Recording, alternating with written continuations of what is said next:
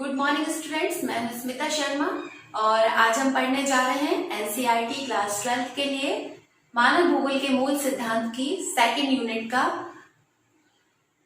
जनसंख्या वितरण घनत्व और वृद्धि। इसी को हम कंटिन्यू कर रहे हैं। कुछ पार्ट्स का हम पढ़ चुके हैं और कुछ पढ़ रहे हैं। तो अभी हम पढ़ रहे थे जनसंख्या परिवर्तन के कारण। जनसंख्या परिवर्तन के जन्म और मृत्यु हम पढ़ चुके हैं। इसका एक और कारक होता है जिसके कारण जनसंख्या में चेंजेस आते हैं, वो होता है प्रवास। तो देख लेते हैं प्रवास। इसको हम ऐसे भी समझ सकते हैं, आवास और प्रवास। आवास मतलब हमारा वह घर जहाँ हमारा जन्म होता है, जहाँ हम पलते हैं, बड़े होते हैं। और प्रवास यानी कि पराया स्थान। आ से समझ लीजिए अपना घर, प्रा से मतलब पराया घर। जब हम किसी कारणवश अपने घर को छोड़कर दूसरी जगह जाकर बस जाते हैं, वह हमारा प्रवास कहलाता है। अब तो याद हो जाना चाहिए आपको। देखिए इसकी डेफिनेशन है, जब लोग एक स्थान छोड़कर दूसरे स्थान पर बसने लगते हैं तो उसे प्रवास कहते हैं। ठीक है, तो अब हम समझते हैं उद्गम स्थान और गंतव्य स्थान। उद्गम स्थान वो होता है, बुक की लैंग्वेज में समझ लेते हैं, जिस स्थान से व्यक्ति गमन करता है, यानी कि जिस जगह से वो जाता है वो उसका उद्गम स्थान होता है। गंतव्य स्थान जिस जगह की तरफ वो गया है।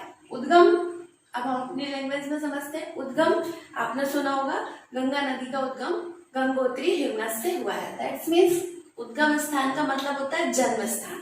जब हम अपने जन्म स्थान पर जहाँ पले हैं, बड़े हुए हैं, उस स्थान को छोड़कर किसी नए स्थान की तरफ गए हैं, मतलब गया, ठीक, वो हमारा गंतव्य स्थान कहलाएगा।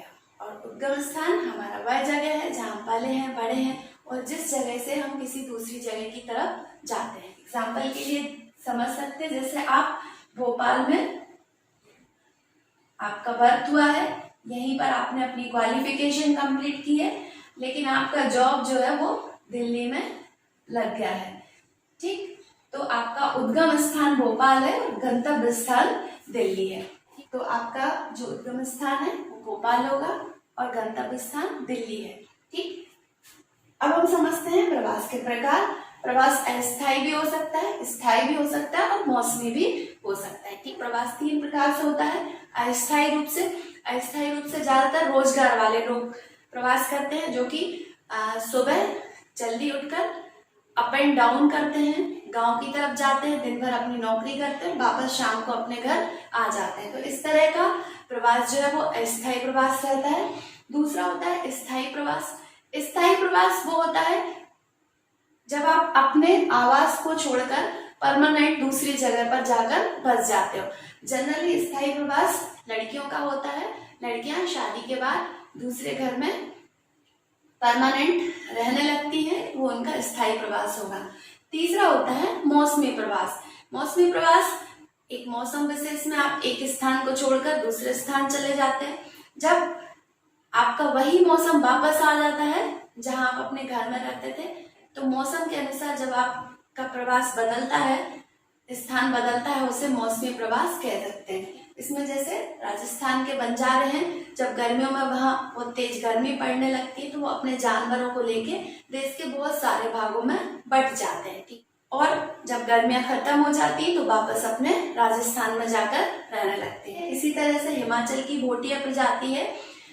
जब हिमाचल प्रदेश में पहाड़ों पर सर्दियों में बहुत अधिक बर्फ जम जाती है तो वो घाटियों में नीचे उतर जाते हैं। जब वापस से गर्मियों का मौसम शुरू होने लगता है तो भोटिया प्रजाति के लोग पहाड़ों में ऊपर चढ़ जाते हैं। तो इस तरह से मौसमी प्रवास होता है। फिर हम देख सकते हैं कि प्रवास जो है वो एक गांव से दूसरे गांव में भी हो सकता है, गांव से नगर की तरफ भी हो सकता है, नगर से नगर की तरफ भी हो सकता है और नगर से गांव की तरफ भी हो सकता है। भारत में जनरली गांव से गांव में प्रवास महिलाओं का अधिक होता है, क्योंकि महिलाओं की जो शादी है वो आसपास के गांव में ही हो जाती है, जिससे कि उनका गांव से गांव में प्रवास होता है। फिर है गांव से नगर की तरफ प्रवास। गांव से नगर की तरफ प्रवास जनरली पुरुषों का होता है, क्योंकि गांव में अपनी पढ़ाई करके नगरों में वो रोजगार की तलाश में चले जाते हैं। फिर नगर से नगर की तरफ प्रवास, ये जनरली व्यापारियों का होता है। व्यापारी लोगों को अपने व्यापार के लिए एक नगर से दूसरे नगर आना जाना पड़ता है। फिर होता है नगर से गांव की तरफ। ये जनरली रोजगार नौकरी पेशा लोगों का काम होता है, जो सुबह अपने नगर से जिस गांव में उनकी नौकरी है वहां नौकरी करने जाते हैं और शाम को वापस लौटकर अपने घर आ जाते हैं। तो इस तरह से आप देखेंगे कि प्रवास किस प्रकार कैसे कैसे होता है और कितने प्रकार का होता है। ठीक, चलिए आगे देखते हैं आप प्रवास। प्रवासी जो किसी नए स्थान पर जाते हैं आप्रवास कहलाता है। किसी भी नए स्थान पर कोई व्यक्ति गया है वो उसका आप्रवास कहलाएगा। और उत्प्रवास प्रवासी जो एक स्थान से बाहर चले जाते हैं, यानी कि अपने मूल स्थान को छोड़कर अन्य किसी स्थान पर चले जाते हैं, वो उत्प्रवास कहलाता है। ठीक है, अब बहुत ज्यादा इंपॉर्टेंट क्वेश्चन एग्जाम में आता ही है कि प्रवास को प्रभावित करने वाले कारक लिखिए। ठीक है, तो जनरली प्रवास को प्रभावित करने वाले दो कारक हैं, एक है प्रतिकर्ष कारक और दूसरे होते हैं अपकर्ष कारक। प्रतिकर्ष कारक इसको हम इंग्लिश में समझते हैं पुश फैक्टर। ठीक है, पुश यानी किसी को धक्का देना। प्रतिकर्ष कारक का मतलब है कि किसी व्यक्ति को जबरदस्ती अपनी इच्छा के बिना एक स्थान को छोड़कर दूसरे स्थान पर जाना पड़ता है। तो हमें पुश फैक्टर से याद रखना है कि जबरदस्ती किसी को मजबूर होना, धक्का देना उनको एक जगह से दूसरे स्थान पर जाने के लिए। दूसरे होते हैं अपकर्ष कारक, आज से समझ सकते हैं आप, अट्रैक्ट करना। फिर है पुल फैक्टर, पुल मतलब खींचना। ठीक है, कुछ रीजन ऐसे होते हैं जो किसी भी व्यक्ति को एक स्थान से दूसरे स्थान पर जाने के लिए खींचते हैं, अट्रैक्ट करते हैं। ठीक है, जो अपनी इच्छा से वो एक स्थान से दूसरे स्थान पर चला जाता है। और प्रतिकर्ष कारक में क्या होता है, कोई व्यक्ति मजबूरी में अपनी इच्छा के बगैर एक स्थान से दूसरे स्थान पर जाता है। पुल फैक्टर मतलब वो अपनी खुशी के लिए, अपनी लाइफ स्टाइल चेंज करने के लिए एक जगह से दूसरी जगह जाता है। पुल आप ऐसे भी रख सकते हो, जब कभी आप ट्रेन में सफर कर रहे हो, कोई स्टेशन पे छूट गया है तो बोलते हैं ना चेन पुलिंग करो, यानी कि चेन को खींचो। तो ये रीजन ऐसे हैं जो व्यक्ति को अपनी जगह से दूसरी जगह आने के लिए खींचते हैं। चलिए अब हम इन्हें डिटेल में समझ लेते हैं। पहला है प्रतिकर्ष कारक। प्रतिकर्ष कारक का एक मुख्य कारण है बेरोजगारी। कोई भी व्यक्ति रोजगार की तलाश में एक स्थान से दूसरे स्थान पर जाता है। जैसे ग्रामीण क्षेत्रों में सिर्फ जनरली लोग प्राथमिक क्रियाकलाप में लगे रहते हैं और तृतीय क्रियाकलाप के लिए उन्हें गांव से नगरों की तरफ जाना पड़ता है। रहन सहन की निम्न दशा है, जैसे कि अच्छा भोजन नहीं है, अच्छे पहनने के लिए कपड़े नहीं है, तो इसलिए भी व्यक्ति एक जगह से दूसरी जगह जाता है ताकि उसका लाइफ स्टाइल चेंज कर सके।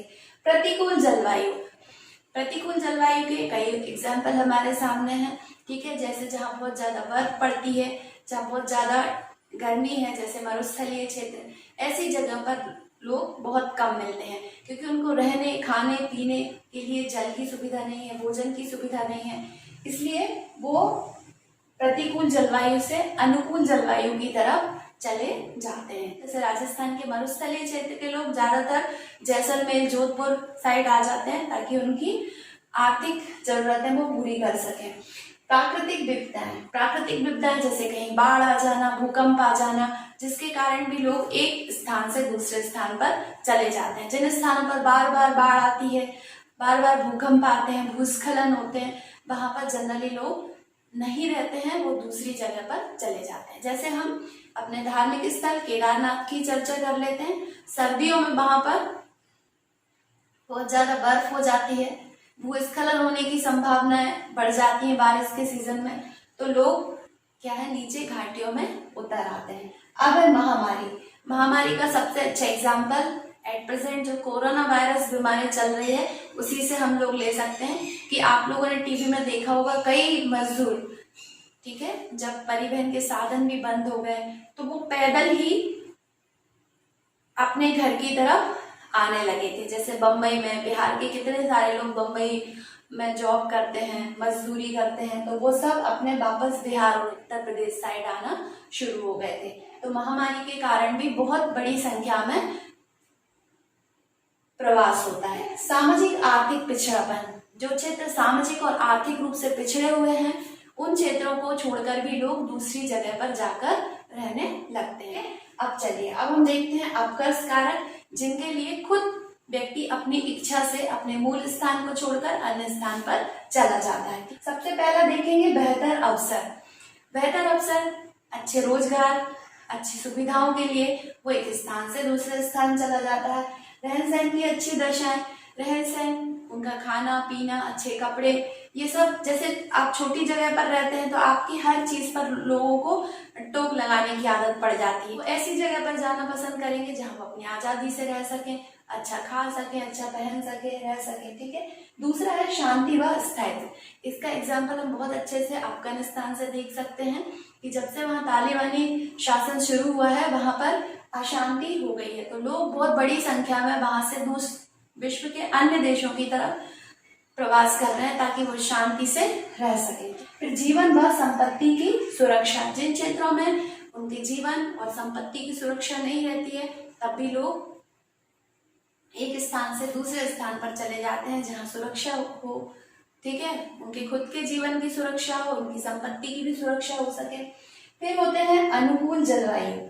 जनरली लोग अनुकूल जलवायु वाले क्षेत्रों में रहना पसंद करते हैं जहाँ की जलवायु उनके जीवन के लिए सुरक्षित हो, जहाँ वो अच्छे से रह सके। पता चल रहा है कि कभी भी बर्फबारी हो गई है, कभी भी जैसे मरुस्थलीय क्षेत्रों में रह रहे हैं तो कभी भी मरुस्थलीय या रेगिस्तानी तूफान आ गया है। तो ऐसी जो खतरनाक समस्याएं होती हैं उनसे बचने के लिए लोग अनुकूल जलवायु वाले क्षेत्रों में रहना पसंद करते हैं।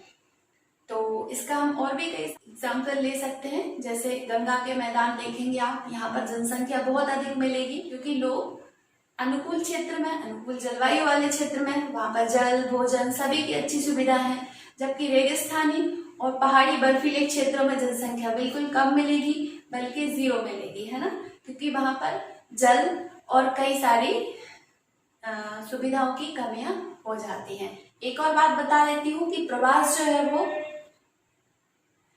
अंतरराष्ट्रीय भी होता है, यानी कि एक राष्ट्र से दूसरे राष्ट्र के मध्य में। इसका एग्जाम्पल है जब यूरोपीय देशों ने अपने उपनिवेश बनाए थे तो वह कई देशों में बट गए थे। तो इस तरह का प्रवास जो है वो अंतरराष्ट्रीय प्रवास कहलाता है। प्रवास जो है एक राज्य से दूसरे राज्य की तरफ भी होता है। जैसे जनरली हम देखेंगे कि उत्तर प्रदेश और बिहार के जो मजदूर वर्ग के लोग हैं वो बंबई की तरफ रोजगार की तलाश में आते हैं, तो ये एक राज्य से दूसरे राज्य में प्रवास होता है। तो इस तरह से प्रवास कई प्रकार से होता है। तो ये थे हमारे आज का टॉपिक प्रवास, और आशा करते हैं आपको समझ में आया होगा। तो आज के जो मेन क्वेश्चन बनेंगे वो होंगे कि प्रवास किसे कहते हैं, उद्गम स्थान और गंतव्य स्थान में अंतर बताइए, या उद्गम स्थान किसे कहते हैं, गंतव्य स्थान किसे कहते हैं। ठीक है, प्रवास के प्रकार बताइए। ठीक है, और फिर अप्रवास और उत्प्रवास किसे कहते हैं, और सबसे मेन क्वेश्चन जो है वो प्रवास को प्रभावित करने वाले कारक है। तो इतने क्वेश्चन आज के इसमें आपके तैयार हो गए हैं, तो ये सब आपको लर्न करना है। ठीक है, तो आज के लिए इतना ही काफी है।